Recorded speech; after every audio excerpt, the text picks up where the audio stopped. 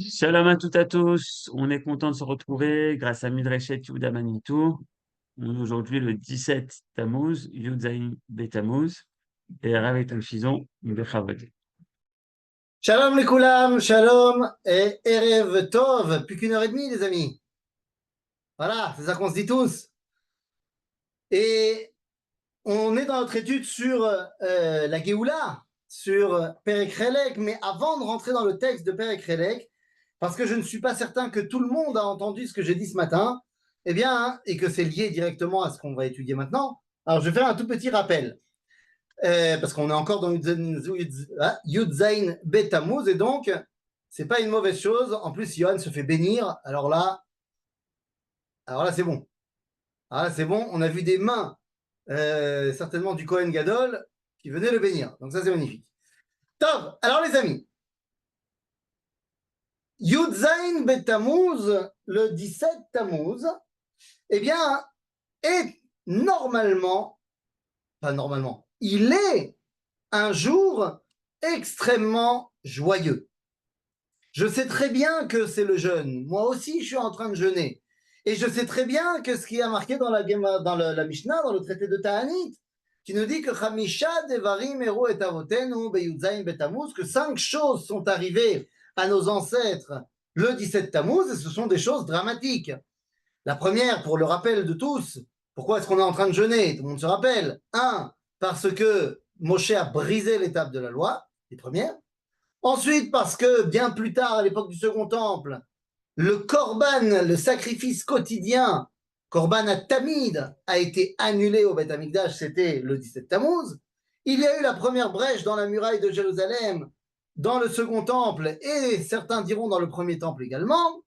Il y a eu un certain Apostamouz qui a brûlé un Sefer Torah, et il y a eu le fait de mettre une idole au sein même du Beth Amikdash.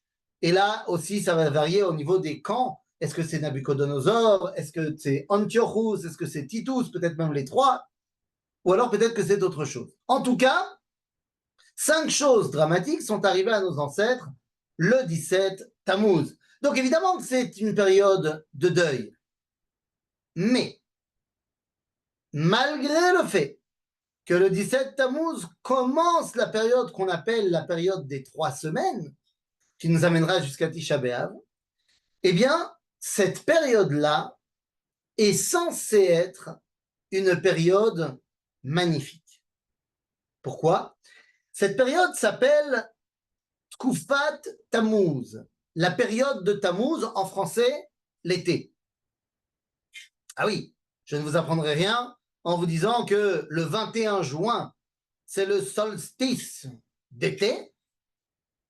Et je ne vous apprendrai donc rien en vous disant que le mois de Tammuz et le mois de Av, mais surtout le mois de Tammuz, eh bien, c'est le plein été. Mais qu'est-ce que ça veut dire le plein été? Ça veut dire que c'est le moment où la lumière est la plus importante. C'est le moment où il y a le plus de luminosité dans l'année. Ah, d'ailleurs, physiquement, hein, c'est le moment où la planète Terre est le plus proche du Soleil, selon son inclinaison. Eh bien, c'est l'été, c'est pour ça que c'est l'été. Évidemment qu'on parle de l'hémisphère nord, évidemment parce que c'est là où se trouve Eretz Israël, bien sûr. Quoi qu'il en soit, la période de Tammuz est donc une période de lumière intense. Mais qu'est-ce que cela représente, la lumière, dans le judaïsme, sinon le dévoilement divin? Le verset, on le connaît, la Yehudi Maïta Ora Vesimcha Ora c'est Torah. Donc la lumière, c'est Torah, c'est dévoilement de Dieu. Donc la période où il y a la plus grande lumière, le plus grand dévoilement divin, c'est une période magnifique. Ah, alors pourquoi cette période est devenue la période de deuil des 3 semaines? Quand je dis pourquoi, je ne parle pas d'une question purement historique, parce qu'encore une fois, on vient de rappeler les 5 choses qui se sont passées le 17 Tammuz. Oui, il y a eu des événements historiques, mais ma question c'est pourquoi? C'est quoi l'objectif de tout ça? En vue de quoi? Les amis, pour commencer, eh bien, nous allons parler de ce que nous dit le Khatam Sofer, Rabbi Moshe Sofer de Presbourg, qui nous dit quelque chose qui est complètement antichronologique et qui va nous servir de point de départ. Vous le Khatam Sofer, normalement, le Mahamad al-Sinaï, le dévoilement de Dieu au Sinaï, aurait dû avoir lieu quand? Le 6 Sivan. Je dis bien aurait dû avoir lieu parce que le Talmud nous enseigne qu'en fait, il n'a pas eu lieu le 6, il a eu lieu le 7. Nous, on fête Shavuot le 6, mais le dévoilement a eu lieu le 7. Lama, nous dit Razal, parce que Moshe aussi Yom Mida'ato. Dans la Torah, Dieu a dit de se préparer pendant 2 jours pour être prêt à recevoir le dévoilement divin. Et Moshe, lui, il a rajouté un autre jour. Et donc, on s'est préparé pendant 3 jours. Et donc, résultat des courses, c'est bien, le dévoilement a eu lieu, non pas le 6 comme c'était prévu à l'origine, mais bel et bien le 7.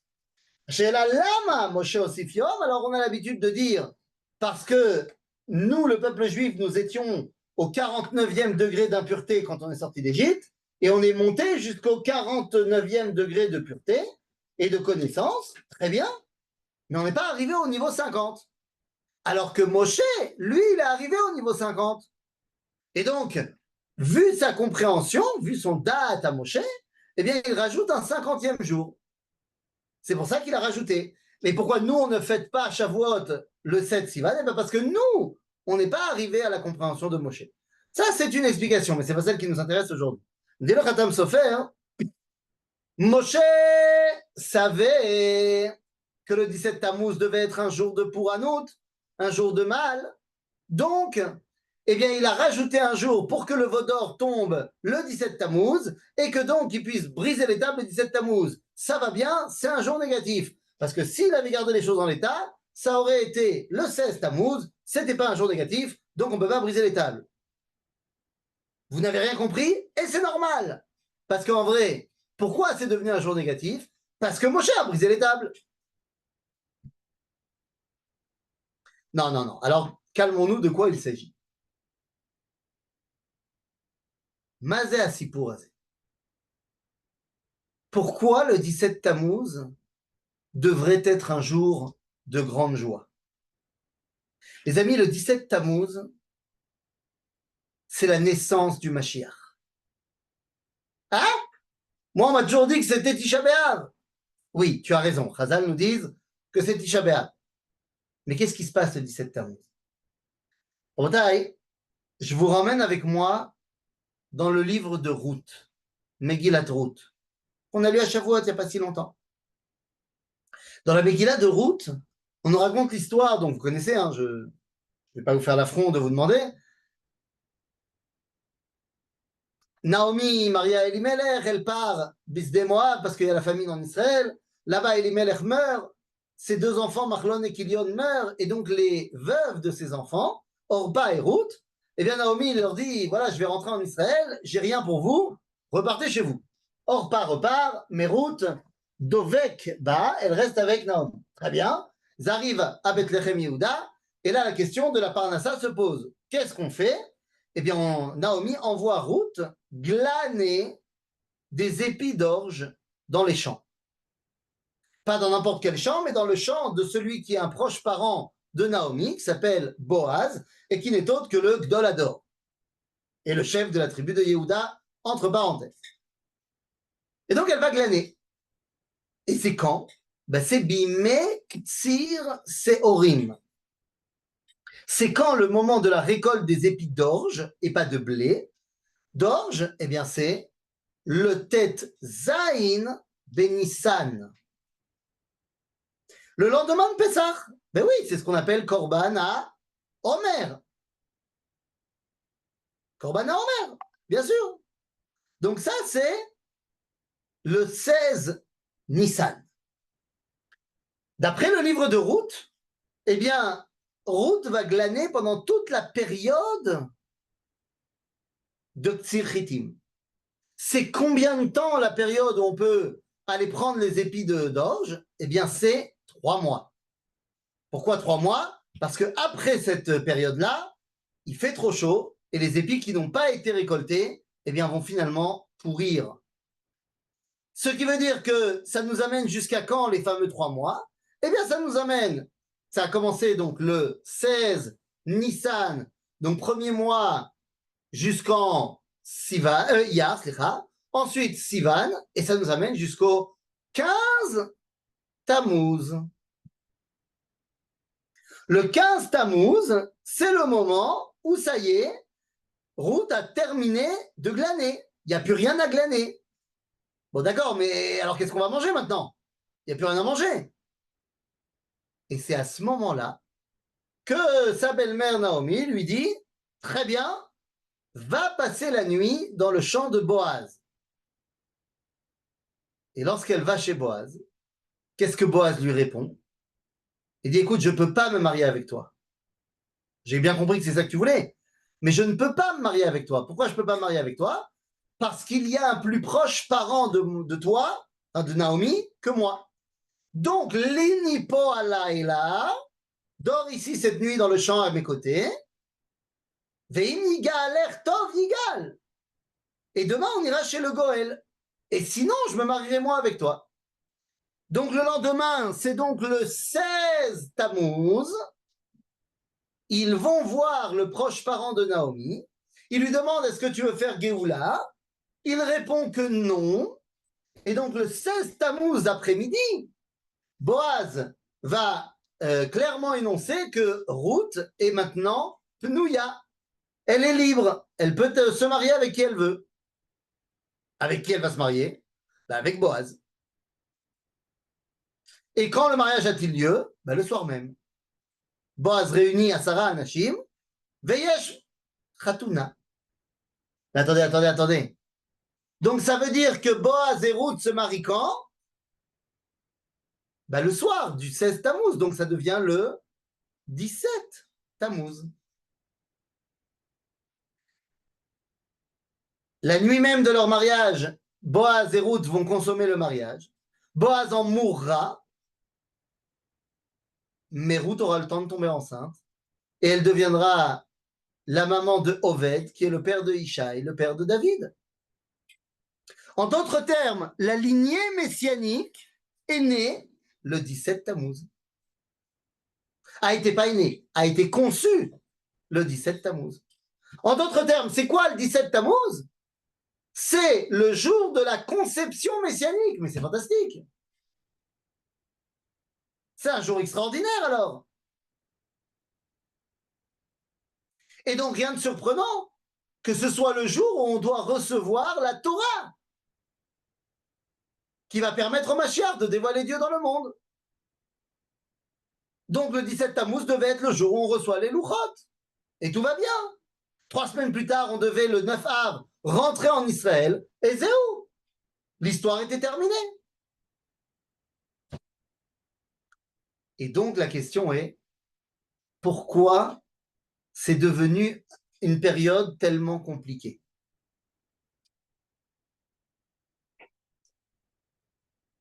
Mais Bichlal, je pose la question. Pourquoi est-ce que le Mashiach, c'est tellement compliqué? Lama. Pourquoi il faut que ça passe par David et Bathsheba pour amener Shlomo?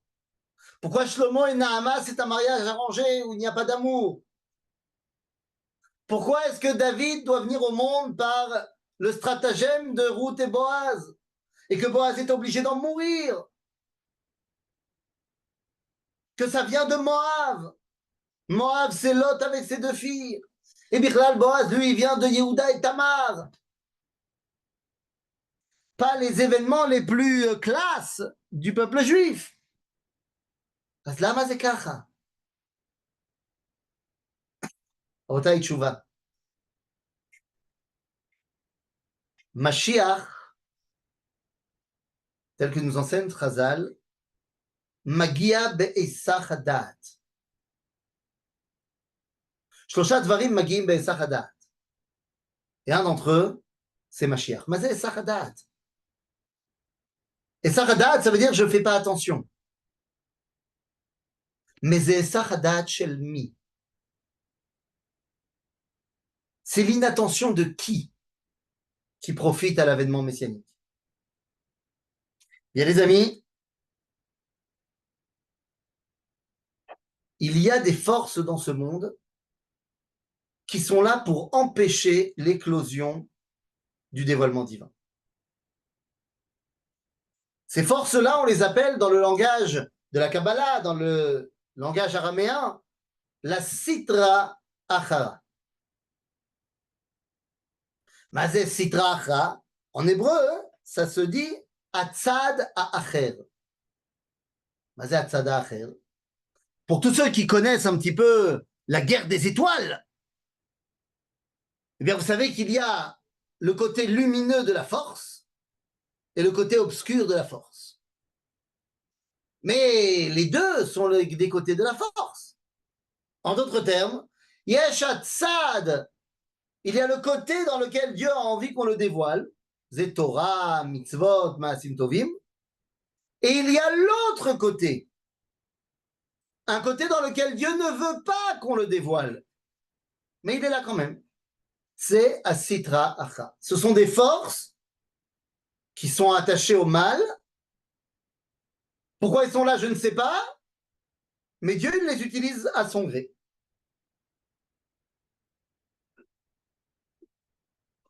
Et leur boulot, la Sitra Achara la plus connue, c'est le Satan. Mais il bosse pour Dieu.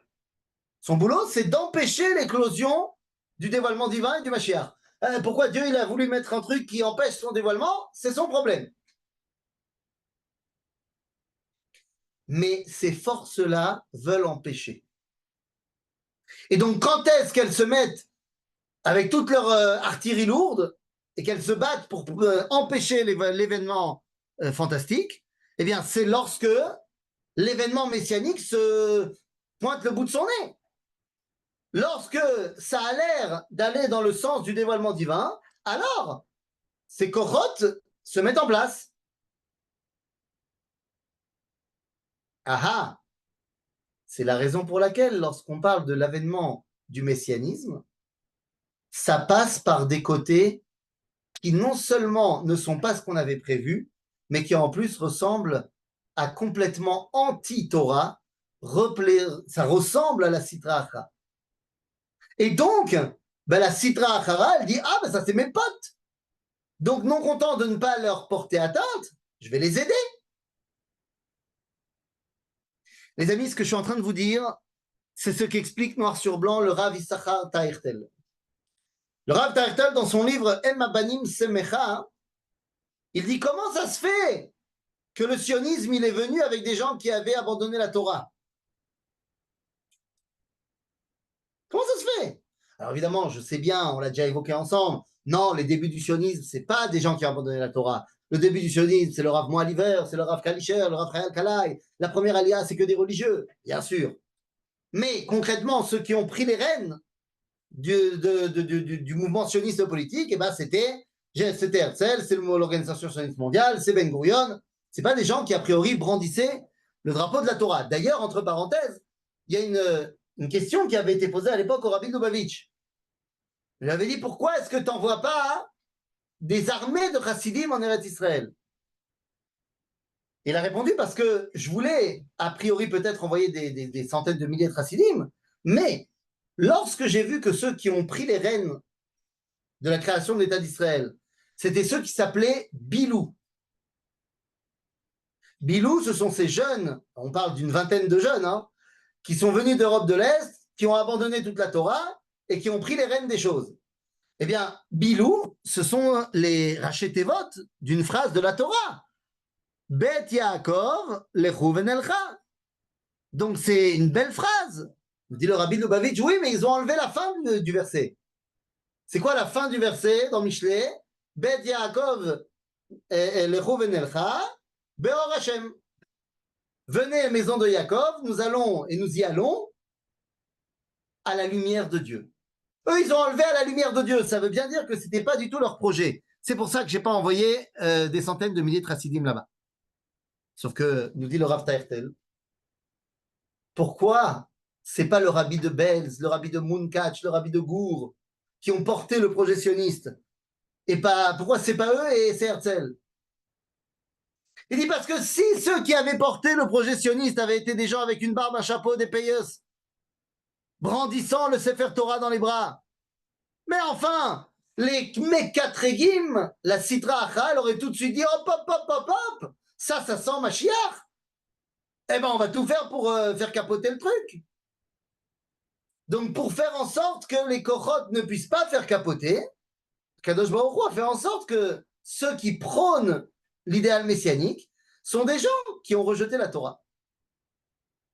Et donc, la Sitra Achal dit non seulement je ne vais pas me battre contre eux, mais je vais peut-être même les aider. Et au final, ben, ça a créé la Kedusha. Le 17 Tammuz, ça passe par des chemins complètement terribles pour avoir la naissance du Mashiach. Zot Madoua, pour que les Kochot qui ne veulent pas laisser faire, elles soient dupées. Il y a 5 choses qui sont arrivées à nos ancêtres le 17 Tammuz. Mais les amis, ces 5 choses-là sont en fait l'essence même du 17 Tammuz. Et c'est voilé, c'est masqué en prenant la forme de choses négatives. Mais celui qui sait bien creuser, il comprendra que le 17 Tammuz, c'est quoi? C'est l'essence du dévoilement divin. Le Chot HaEdut, c'est le témoignage du dévoilement au Mont Sinaï. Donc c'est quoi le Mashiach? C'est le dévoilement de Dieu dans ce monde. Après, la deuxième chose qui s'est passée, c'est Korban Atamid. On a arrêté Korban Atamid. C'est quoi Korban Atamid? Korban Atamid, Rabotai, c'est la permanence de la relation avec Dieu. Tous les jours, tout le temps. Et le Korban Atamid est acheté avec l'argent de tous les Bnei Israël. C'est la permanence du lien avec Dieu qui passe par Klal Israël.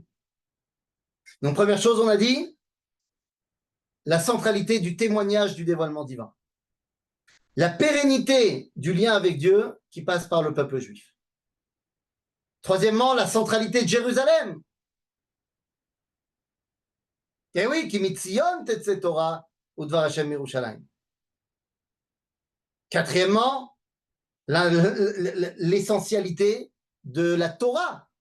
Et oui, tu veux dévoiler la volonté divine, tu veux être le témoin du dévoilement divin, ça passe par cette pérennité qui passe par le peuple juif et qui doit passer par Jérusalem, d'accord, mais comment je sais qu'est-ce que je dois transmettre?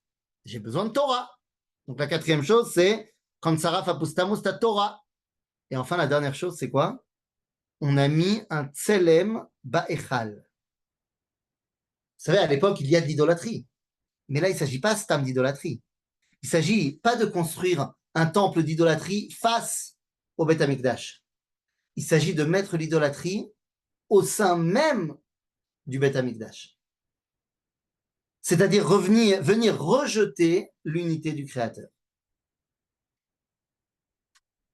Et c'est exactement de cela dont on parle. Prôner, c'est ça qu'on doit dévoiler au monde, l'unité du Créateur. Donc vous comprenez que le 17 Tammuz, bah, c'est un jour fantastique. Oui, on jeûne parce qu'il y a eu des événements qui se sont passés, on ne peut pas les nier. Et ce sont des événements dramatiques. Mais quand on y repense, ces événements dramatiques sont là pour dévoiler quelque chose. Et c'est quoi que ça doit dévoiler? Eh bien, ce qui va se passer entre Ruth et Boaz, à savoir la conception de l'idéal messianique, la conception du Mashiach. Voilà, Rabotai, c'est tout ça, le 17 Tammuz. Et donc, eh bien, le chiffre 17 a pour correspondance guématriatique le mot Tov. Tov, c'est 17. Donc, ce n'est pas en vrai le 17 Tammuz. C'est Tov Betammuz.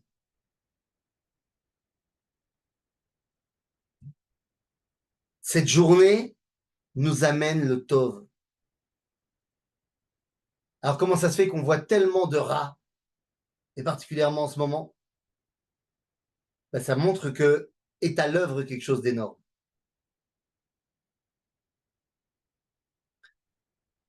Il y a une semaine, tout le monde disait, c'est évident, non seulement Trump est devenu un super-héros un peu proche de Vincent Van Gogh,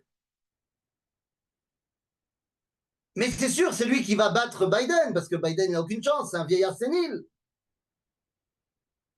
On est une semaine plus tard, les sondages sont affolés, Kamala Harris a toutes ses chances, puisque toute la campagne de Trump reposait sur le fait que Biden c'est un vieux, et il est sénile, sauf que maintenant, la campagne, le vieux, c'est lui. Et d'un côté, tu te dis, mais attends, je comprends pas, alors qu'est-ce qui est mieux pour moi? Parce que d'un côté, Trump, il est bon pour les Juifs, mais d'un autre côté, Kamala Harris, elle est bonne pour les Arabes. Est-ce que le fait que Trump y soit au pouvoir, ça va renforcer notre situation en Israël? Est-ce que le fait que Kamala Harris elle vienne au pouvoir, ça va faire en sorte qu'on va comprendre que les États-Unis sont plus nos copains? Le gars. Mais tu vois qu'il se passe des choses qui nous dépassent complètement. D'une semaine à l'autre, Akadosh Baruch Hu, il utilise ses kochot, be'esachadat. T'es occupé à Kamala Harris, donc tu peux aller, sans que personne ne te regarde, mettre le Yémen à feu et à sang.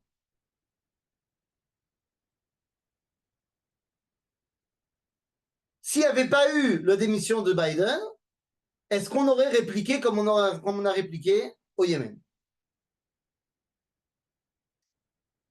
Il faut se rappeler que les décisions prises par les chefs d'État des Goïms, ça les dépasse. Oh, mon ami, Kamala, son mari est juif. Mais rappelle-toi que les plus grands ennemis du peuple juif ont très souvent été des juifs de cour, des juifs assimilés, des juifs qui avaient un complexe d'être juifs et qui donc voulaient être les plus grands antisémites. C'est pas nouveau. Je dis que nous lit le livre de Michelet que Lev Melachim Vesarim Beyad Hashem. Que le cœur des rois et des dirigeants, des ministres, est entre les mains de Dieu.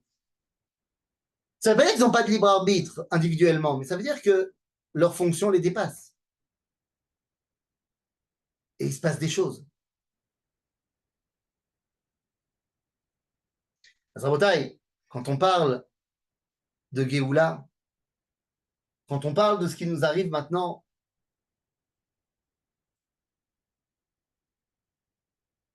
on espère Tov Betamuz. On espère revenir à un dévoilement qui a fini de balayer les Kochot Atuma, la Sidra Achra, et qui peut enfin dévoiler la lumière de Tkufat Tammuz.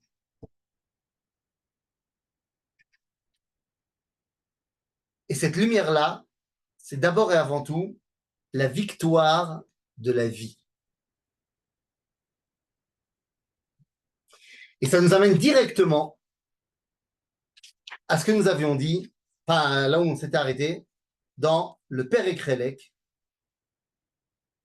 dans le traité de Sanhedrin, dans la page 91, au verso, nous dit Oula, Oulala, Amar Oula, Oula Rame Ktiv, Bila Mavet Lanetzach, Umacha Hashem Elohim Dim'a Mikol Panim, Me'al Kol Panim, וכתיב כי נער בן 100 שנה ימות, לא יהיה משם עוד עול ימים. Ah, je ne comprends pas. Il y a deux versets, nous dit Oula. Il y a un verset qui nous dit dans Ishaïa, au chapitre 25, Billa amavet la netzach, umacha Hashem Elohim dima me'al kol panim. Viendra un temps où la mort disparaîtra. On vivra éternellement. Sauf que, il nous dit, oui, mais il y a un autre verset, toujours dans Ishaïaou, au chapitre 65, qui dit, Ki an-na'ar ben 100 shana yamut, lo yeh misham od ul yamim. Quand on verra quelqu'un de 100 ans mourir, on dira, oh là là, mais qu'est-ce qu'il est mort jeune, celui-là? il y a une contradiction. Un verset nous dit il n'y aura plus de mort, et l'autre nous dit on mourra, mais très vieux. Et en fait, puisque la Géoula va de pair avec la vie,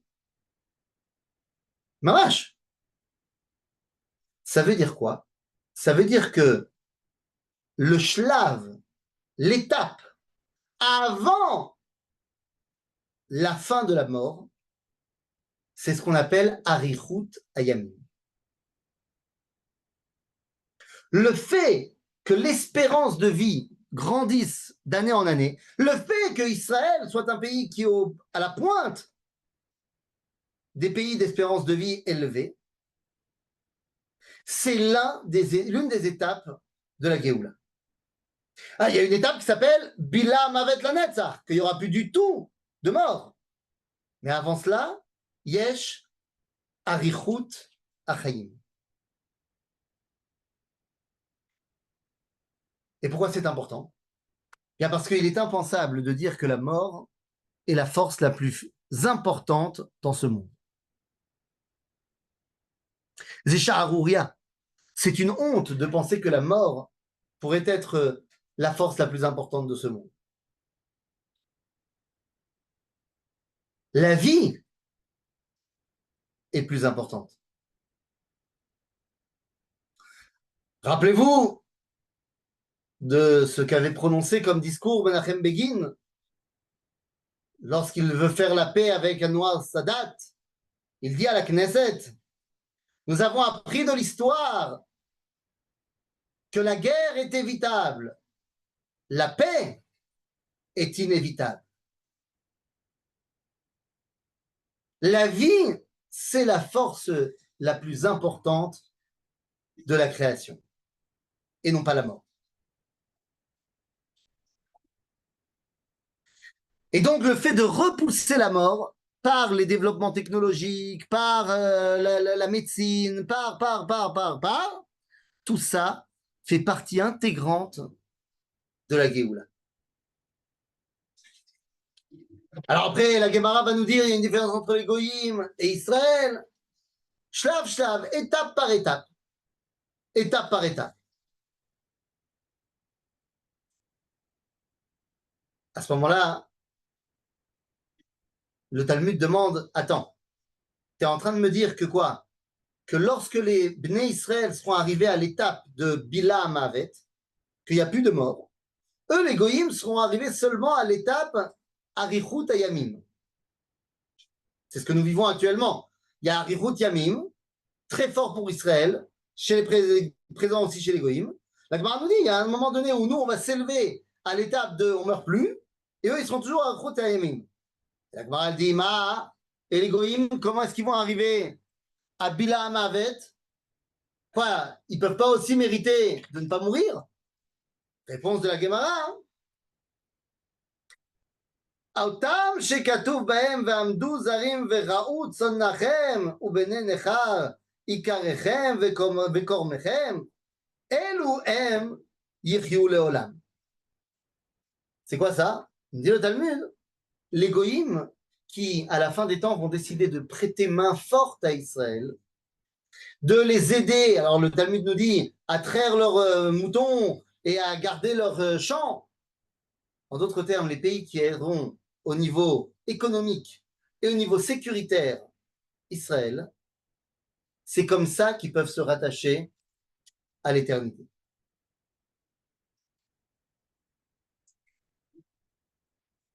Est-ce qu'on peut faire une corrélation entre les différents pays qui n'arrêtent pas de taper sur le dos d'Israël depuis le 7 octobre et regarder dans quelle situation ils sont aujourd'hui, et les pays qui ont tout de suite montré leur solidarité avec Israël, dans quelle situation ils sont?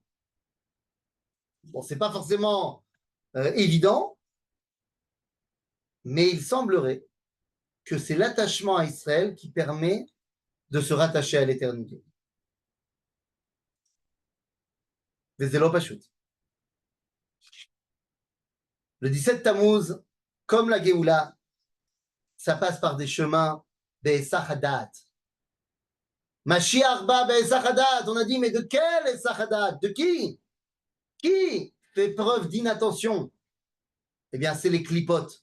C'est Kochot Atuma, c'est Asitra Achra. Parce que Akadosh Baruch Hu déguise le messianisme par des manifestations à Tel Aviv. Parce que Akadosh Baruch Hu déguise le messianisme par des politiciens qui parlent avec un langage honteux. Je te dis, c'est sûr que c'est pas par là que Dieu se dévoile. Et en fait, si, Dieu il se dévoile par là-bas. Ça ne veut pas dire que les gens en soi, ils ne peuvent pas être remplacés. Hein. Bien sûr qu'ils peuvent être remplacés. Bien sûr qu'on peut avoir des députés qui méritent de parler bien. Et il serait temps. Mais il faut bien comprendre que tout le processus que nous vivons, eh bien, c'est un processus qui n'est absolument pas anodin. Le fait que les choses soient cachées permet aux choses d'avancer. Dit la Gemara dans Masechet Brachot, En haberacha sheruya, ela bedavar shesamui min ha'ain. La bracha, elle est où? Elle est dans des endroits qui sont cachés de l'œil. Quand le processus est en place, est en marche, tu n'es pas obligé de regarder dans tous les recoins. Laisse les choses avancer. Laisse les choses avancer. Ça ne veut pas dire que tu ne dois pas t'impliquer. Bien sûr que tu dois t'impliquer. Mais tu vas comprendre qu'il se passe un truc qui nous dépasse complètement. Et je pense que c'est la leçon principale de ce 17 Tammuz, de notre période de manière générale, et de cette recherche qui doit être la nôtre, de voir comment est-ce qu'en tant qu'entité collective, nous pouvons dévoiler Akadosh Baruch Hu dans le monde. C'est Asipour. C'est Asipour Rabotai. Et je vais vous laisser poser les questions dès maintenant parce qu'à cause du jeûne, tous les mincha, c'est le plus tard que j'ai trouvé, c'est dans 5 minutes. Donc, eh bien, les amis, si vous avez des questions, c'est maintenant.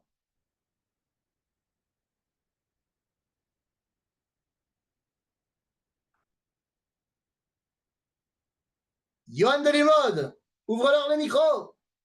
Bien, je suis là, je suis là. On ouvre les micros et vous pouvez poser vos questions. Merci, super. C'est magnifique. Très beau cours. Très beau C'est pas une cours. question, ça. C'est Eh ben, mais on doit le dire. satisfaction. Mais on doit le dire. Baruch Hashem.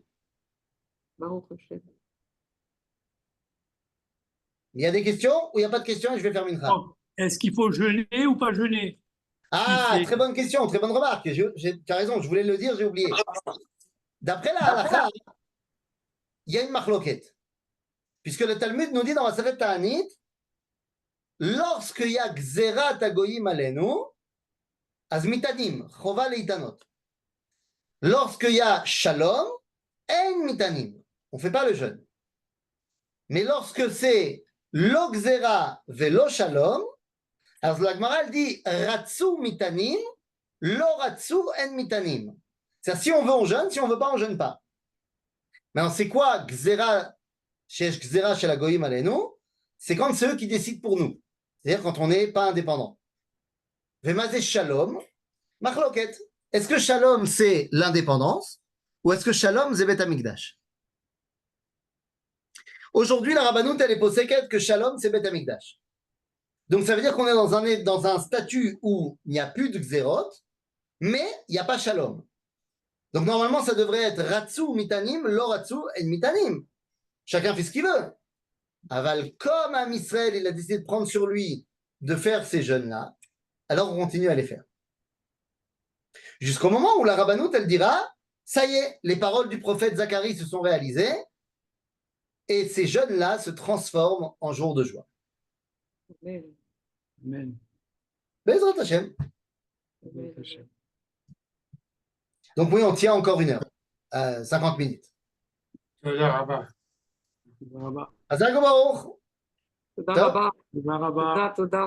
Bien, s'il n'y a plus de questions, תודה רבה. à bientôt.